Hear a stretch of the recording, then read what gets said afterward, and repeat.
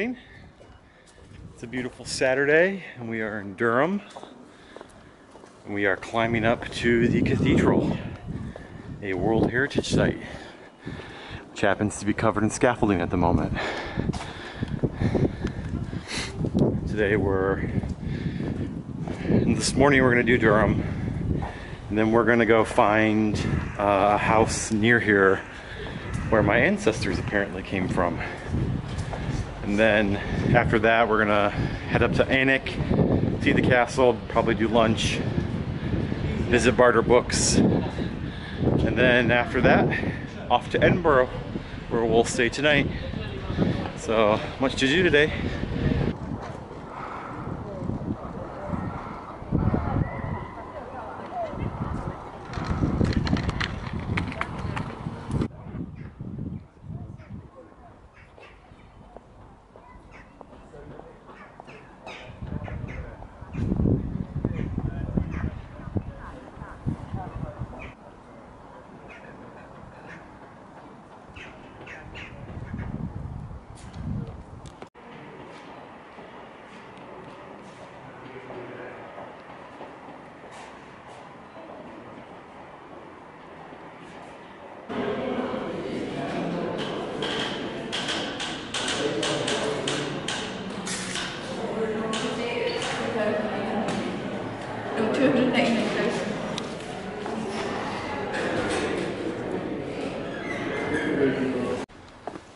So we've just come out of Durham Cathedral. Absolutely stunning. It was beautiful inside. But just a note to fellow tourists, when you see a sign that says no pictures, it doesn't mean sneak them with your phone. We have seen this over and over and over again as we've traveled, people sneaking pictures.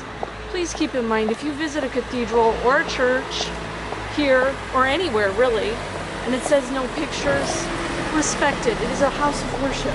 Whether it's a religion you belong to or not, it's best to respect their wishes. Yeah, I was personally a little irritated that photography was not allowed because I can't show it to you all. But I understand why. They were preparing for a service, which was actually a real treat because the choir and the organ practiced while we were in there. And that's quite I'm not very religious, but it's a very amazing thing to experience inside a cathedral when you feel the organ. You feel the organ move underneath the floor. I can understand how it would put the fear of God into you. Yeah, it's very beautiful. Highly recommend visiting. Great example of Norman/Romanesque architecture. Really beautiful. But if the sign says don't take pictures, don't take pictures. Take pictures. So here we are in the little village of Shing, which is right outside of Durham, and we're here because apparently that's where my ancestors have come from on my father's side. My great aunt did some research and sent us the information. It's a one more great grandparents lived around here somewhere at 10 Shincliffe Lane, but we can't find a 10 Shincliffe Lane. We even asked the postman down the street, and he didn't know where 10 Shincliffe Lane was because there's a 1, 2, 3, and 4, and there's some old cottages here. So either the houses have been renumbered, or the cottage isn't here anymore where the people used to live. That's a pretty old one right there. And this one's pretty old. That could have been it. That looks big. She said there were 3 families living there. That looks big enough for 3 families. If you go down here, those are definitely Edwardian. Those are 2 new. So are those. Those are 2 new. So maybe there was something there before, but it's no longer there. But it's kind of cool. I've always been searching and hoping for a physical connection to Britain, and apparently this is it. My people come from here. A very busy road in Durham. It's beautiful here, and actually, if you come a little this way, you can't see it here, but the cathedral is just over there. You can see it on the horizon. So, people ask me why I'm such an Anglophile. Well, it's because I have roots, and this is one of the places. So, it's very cool to finally come here. I'm glad we were passing through. Have to do some further digging on old property records and census records to see where number 10 was, but it was about here. Home.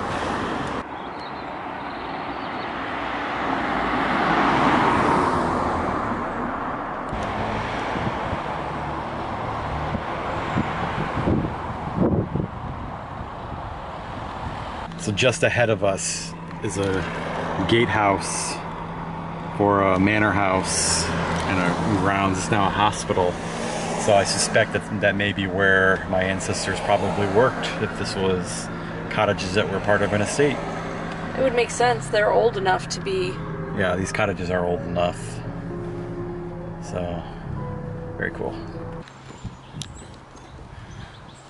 We've come to the village of Shing, which is about a mile from the supposed address where we come from. The village is really lovely. You can see behind me smart cottages. It's a very nice little village. Church across the street. You could see me coming from a place like this because these are the kind of places I love when I come here. There's even a red phone box. As you can see, quick tour through the little village of Shing. Beautiful, smart houses. Smart in the British sense, which means nice. Classy. Classy.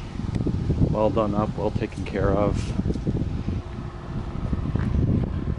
Does it feel like home? Yes, it does. Feels like a place I like. I love the paint. Yeah, Chipping off the house. It's really beautiful. Here's the village green.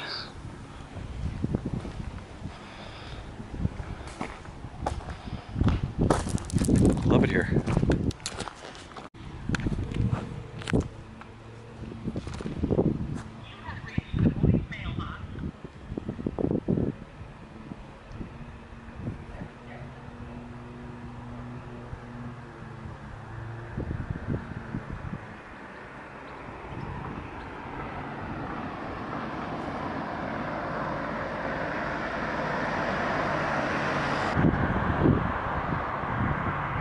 Oh really, we should just pop in and pop out.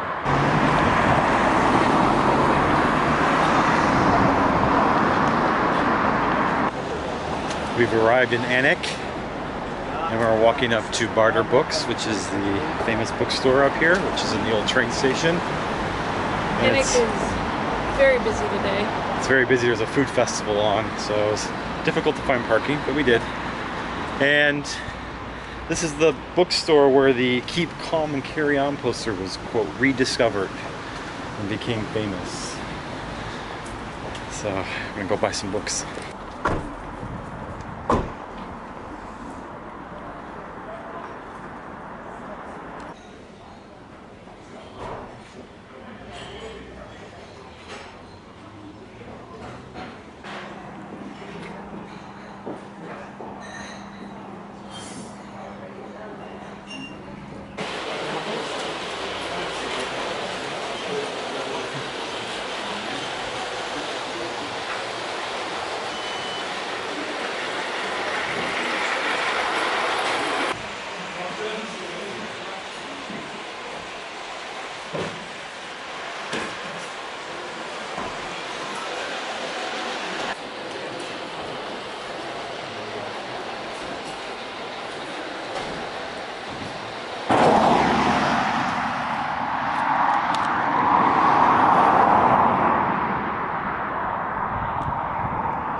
We've arrived in Edinburgh.